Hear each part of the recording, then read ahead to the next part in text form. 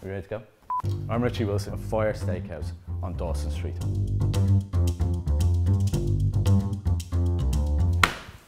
The Tomahawk steak.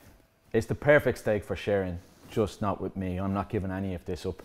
This has got the ribeye, the outer cap, all the flavour, and all held in together with the bone, making it a very impressive looking steak when it lands on the table. So, first things first, the most important, seasoning. We've spoken about it before, but this is really important at this stage. Plenty of rock salt all over the surface of that steak. And in addition to that, cracked black pepper. A good dusting across the entire surface.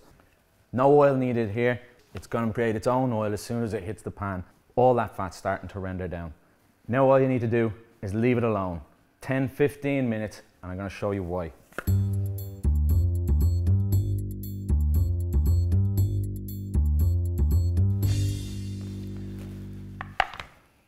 And now we can see why.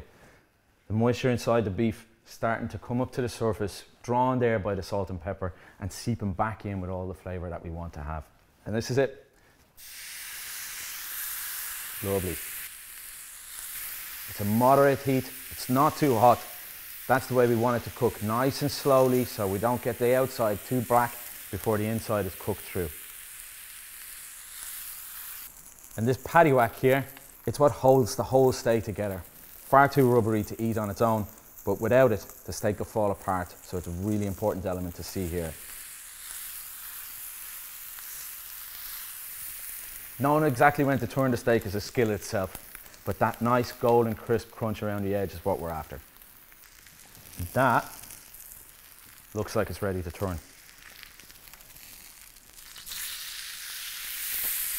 Look at that.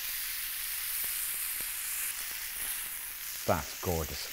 Got a lovely crust on one side, flipping over to the next side and keeping the heat exactly the same as we have been. Nice and moderate. And on a steak this size, we have to remember it's not just two sides to it. This wonderful side of fat also has to hit the grill. That's where we want to get our nice fat rendering, the nice crisp outer side of it.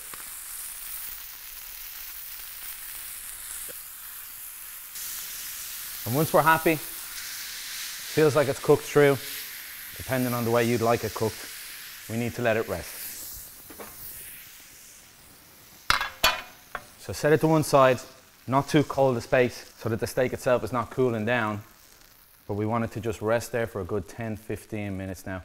Let that moisture stay in the muscle. If we try and cut it now before it's rested, all the juice will just flow out.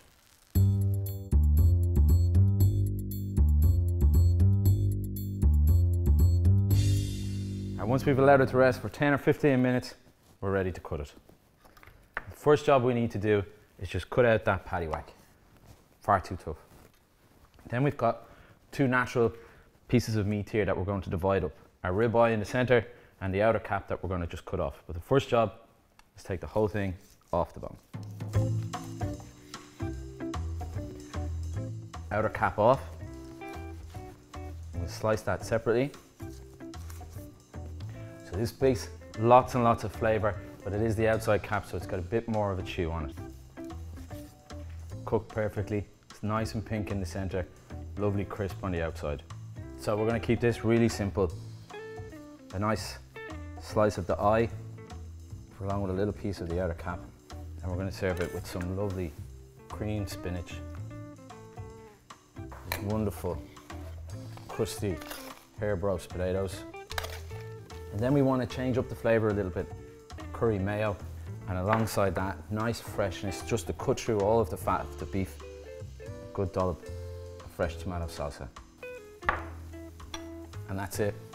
Grilled tomahawk steak, herb roast potatoes, creamed spinach, curry mayo, and tomato salsa is the perfect barbecue dish.